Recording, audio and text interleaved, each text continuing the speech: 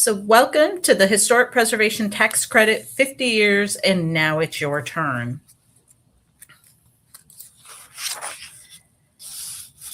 2026 is a year to look back and remember historic preservation in Oklahoma, but also a year to remember that we aren't done.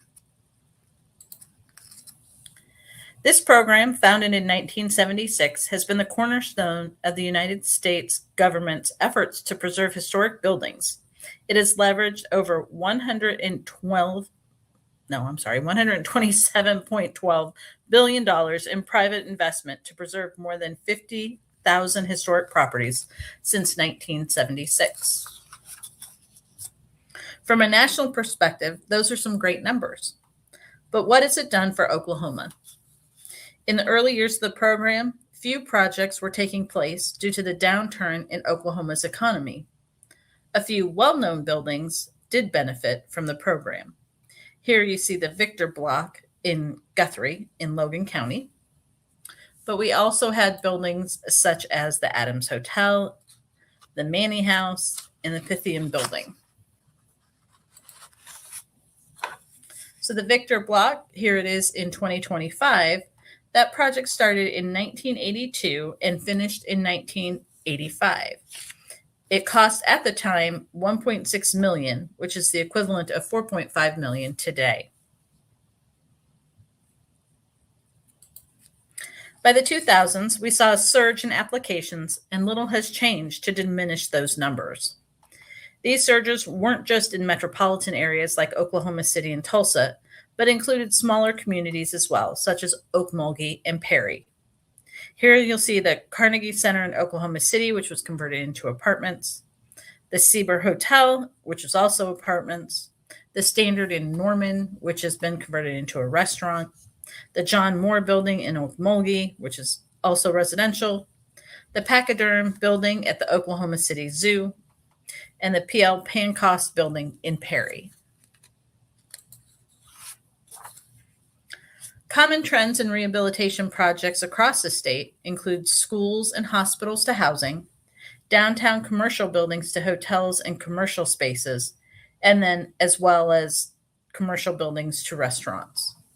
Here you'll see the Tulsa Club, which has been converted to a hotel, the Civic Center City Hall in Tulsa, which is a hotel now, the Dunbar School in Atoka, which has been converted into housing, the Benedictine Hospital in Guthrie, which is also housing, and the Buick Building in Oklahoma City to a restaurant and office.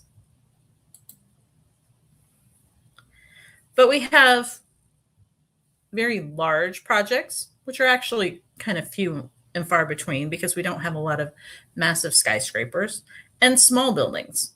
So recently I gave a presentation that was titled Big and Small, Oklahoma's Got It All, and we certainly do. The first national building that you see here, the total project cost was $316,225,504, with a qualified rehabilitation cost of over $260 million for a combined federal and state tax credit of just over $104 million. And that was in 2022.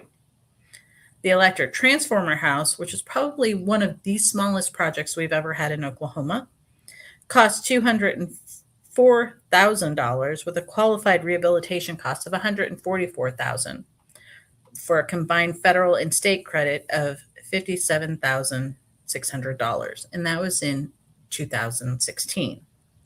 So the square footage of First National building, which is just the building core, not including the parking garage, was 164,861 square feet versus the electric transformer house, which is 1,305 square feet.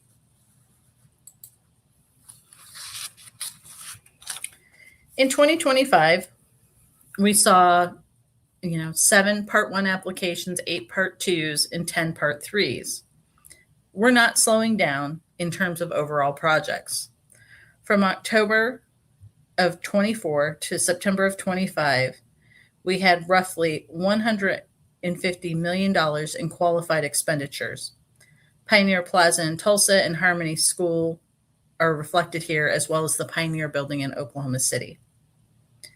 Remember, Part 1's determine if the property is historic and therefore eligible for tax credits. Part 2 lays out the project, what it looks like now, and what it will be when it's completed. And Part 3 certifies that the work was completed according to the plan and can take the credits.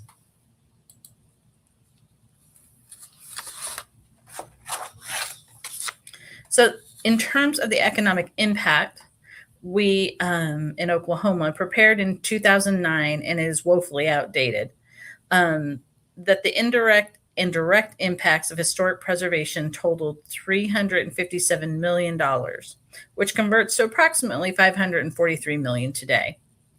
Rehabilitation accounted for $125 million of that total.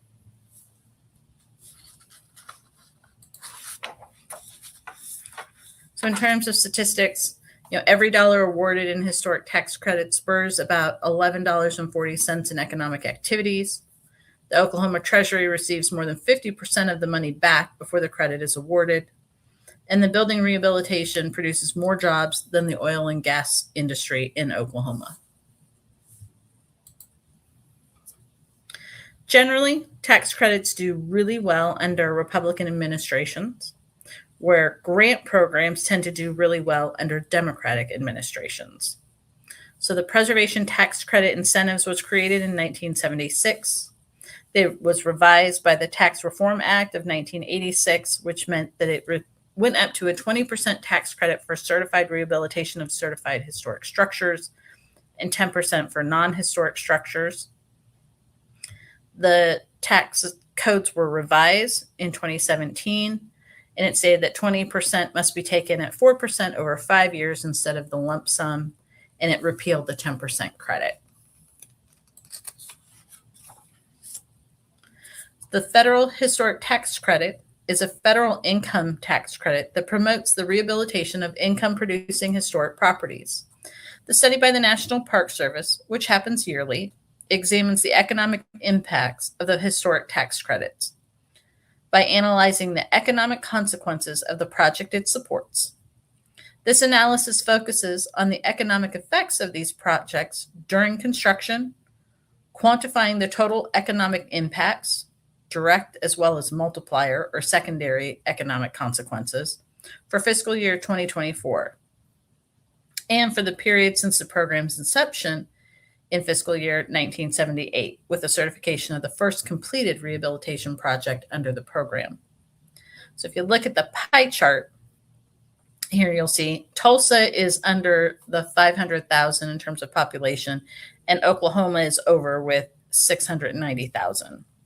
So the majority of our Main Street programs in Oklahoma are in that 34% range that you see in the above the pie chart.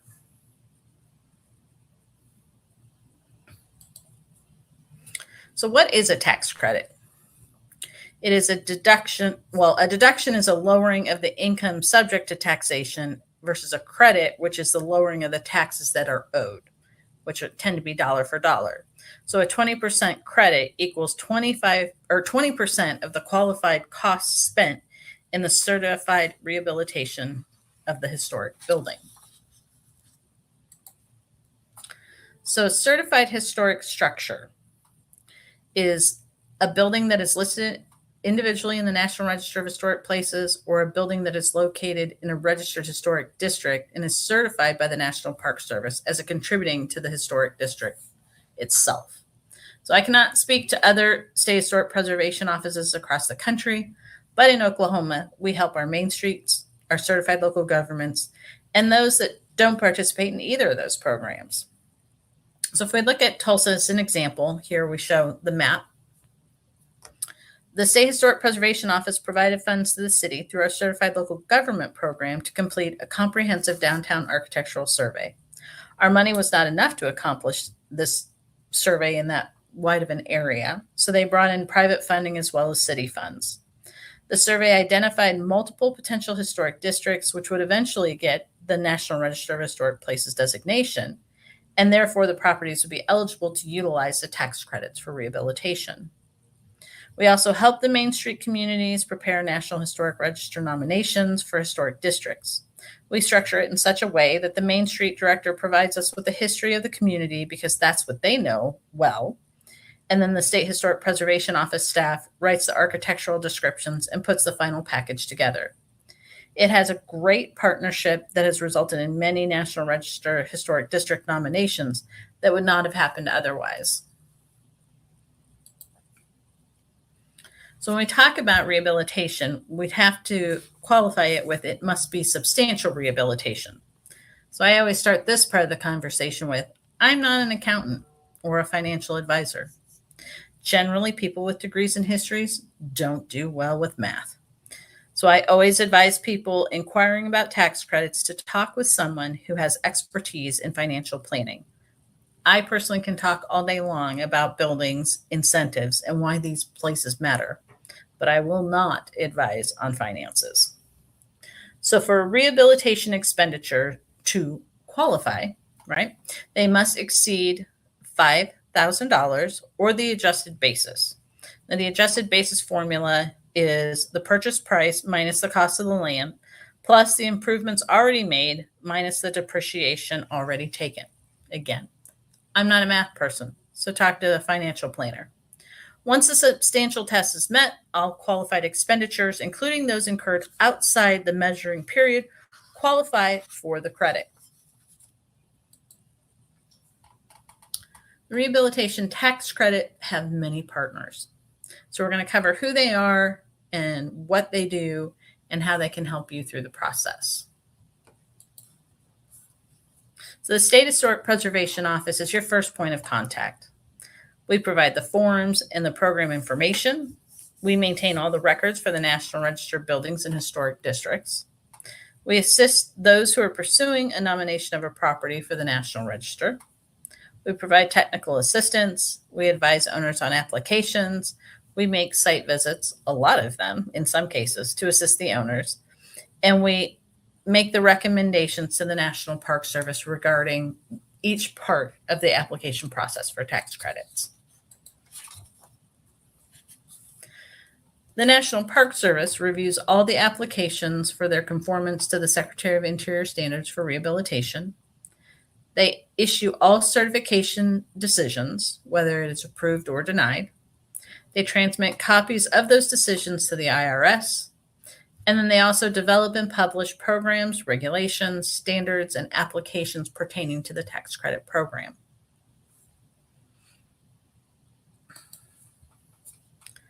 The IRS publishes the regulations of procedures and legal matters concerning the 20% tax credit. They answer inquiries concerning legal and financial aspects of the program, and they ensure that only those eligible for those credits can utilize them. Here I've included the one contact with the IRS.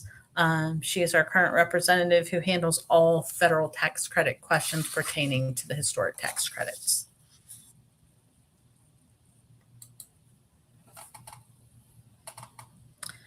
So what is a certified rehabilitation?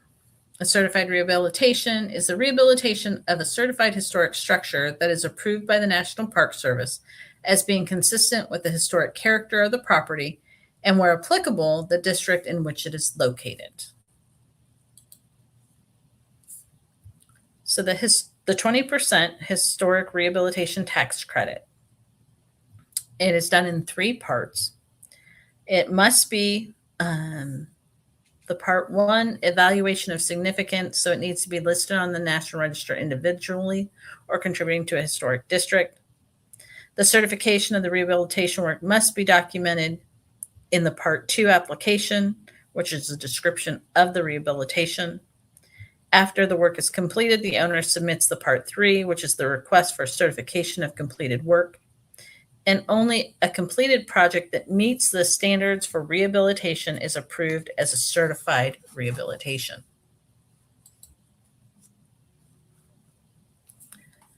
In the Historic Preservation Tax Credit Part 1 application, we evaluate the significance of the building. This documents the current physical appearance of the building and records any changes over time and when those changes occurred. It states the historic significance of the building and the period of significance for the building, and this information must match the National Register of Historic Places nomination.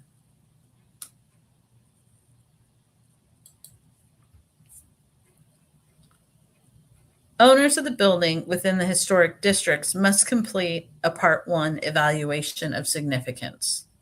Owners of a building that is individually listed on the National Register can basically skip the Part 1 process because the individual nomination takes care of that for you. But what do you do if your building is not yet listed on the National Register? You complete a Part 1 and you use it to request a preliminary determination of significance. This can be done concurrently with the overall project. A National Register nomination must be submitted with the Part 1, and the information on the Part 1 form must match the nomination. Literally, it is a copy and paste situation with the nomination to the Part 1 application. Make sure that you're using the most up-to-date form when you are completing your application. Any old forms will not be accepted by the National Park Service. And there is a link to the correct form that are provided on both the National Park Service website and the Oklahoma SHPA website. The spaces provided on the form expand to meet the required length of the individual write-ups. Section 5 of this form coincides with Section 7 of the National Register nomination, and Section 6 of this form coincides with Section 8 of the nomination.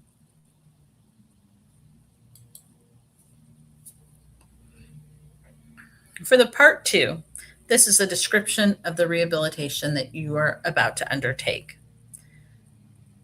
So you include the building and rehabilitation project data, you record anticipated costs of the project, and you itemize the documentation of the proposed project.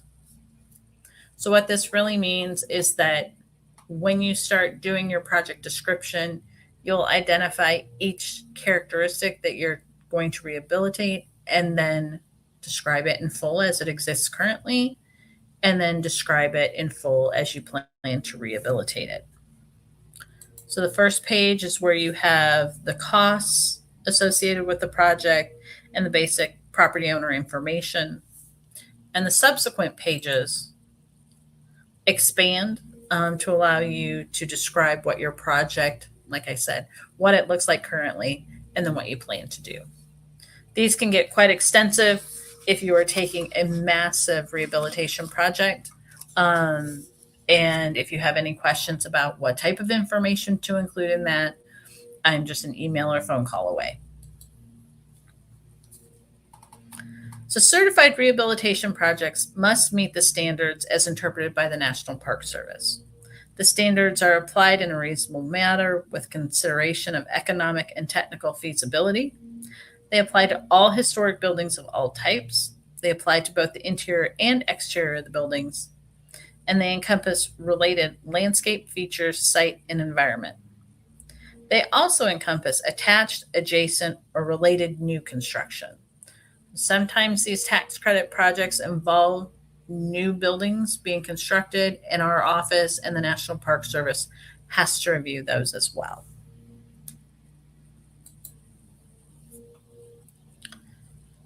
Buildings, according to the IRS, must be depreciable, so it's used in a trade, business, or held for production of income. The rehabilitation must be substantial. You may have phased construction in a 60-month measuring period, must have a set of plans and specification for each phase, and it must be reasonably expected that all phases of the rehabilitation will be completed. The property must be placed in service, and the credit is allowed the first taxable year that the rehabilitation property is placed into service. It must be a certified historic structure at the time placed into service, so the Part 1 must have been filed before the building was placed into service. And of course, it must have the qualified rehabilitation expenditures. Many questions come to our office about when does the nomination have to happen if it's not a property that's already listed. And so the IRS lays that out for you, that it must be a certified historic structure at the time it is placed into service. So by the time you go to use that building, it needs to be listed on the National Register.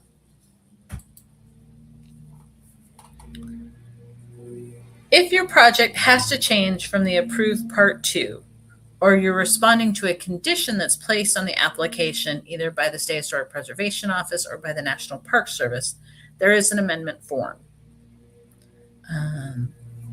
Be sure to include photos and drawings or product data that is requested in the conditions or to support the necessary changes in the Part 2.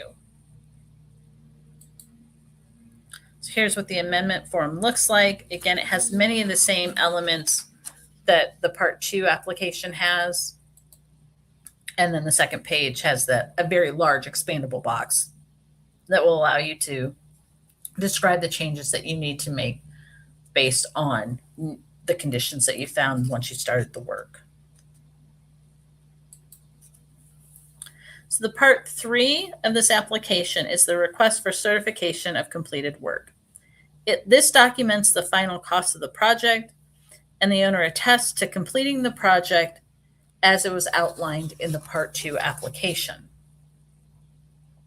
The nice part of this application is that there's no narrative required. Really, you're just showing photographic proof that you did what you said you were going to do in the Part 2. So you have to have a key and all the photos that show the post-rehabilitation work of the entire project, including new construction site work or any major interior changes.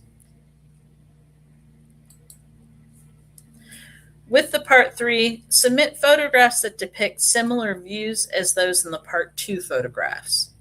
Be sure the photographs are labeled properly and keyed to site and floor plans that depict the post-rehabilitation work. Again, the second page is pretty straightforward in that you're really just giving an outline of what those photographs are, what direction they're facing, what you're demonstrating in each of the photographs. So if you want to get your project approved with ease, apply as soon as possible. And in any case, before you begin work, consult with the SHPO often, early and often. I can't stress that enough. Read all the information in the application carefully and fulfill the information to the best of your ability. Submit early in the project planning design phase. Don't come here, try not to come here with 90% drawings and think that we're going to be okay with it. If there are issues that we need to address, we need to be early in the process to try to work out some of the details. Waiting to get approval till after you started work makes the project that much harder to get approval. And then, of course, always wait until you have all the signatures that are necessary before you begin the work. Remember that you need to photograph the building inside and out before and after the project. You need to read and follow the Secretary of Interior standards for rehabilitation and the guidelines for rehabilitating historic buildings. And after the application is filed, notify our office of any changes to the project before they need to be made. A lot of times with historic buildings, you're not going to know what you're getting into until you remove some of the material and see what's underneath. And we anticipate that, and we know that there will be changes. So that's why that amendment process is in place.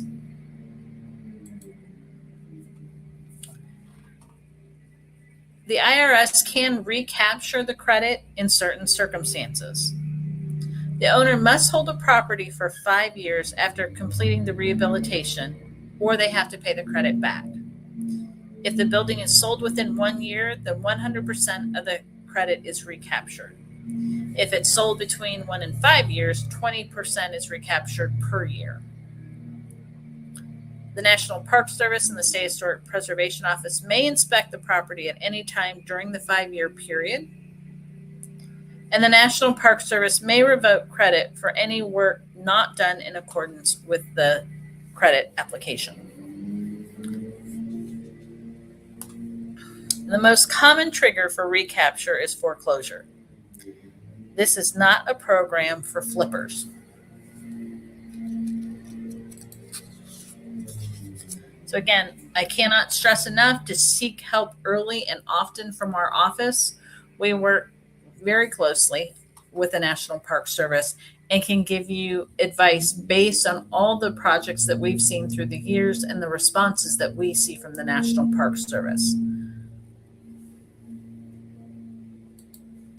If you want to learn more about specific projects across the state in terms of tax credits, we do have on our website some case studies that were done. The State Historic Preservation Office staff and students from the Architecture School at the University of Oklahoma prepared case studies on specific tax credit projects across the state.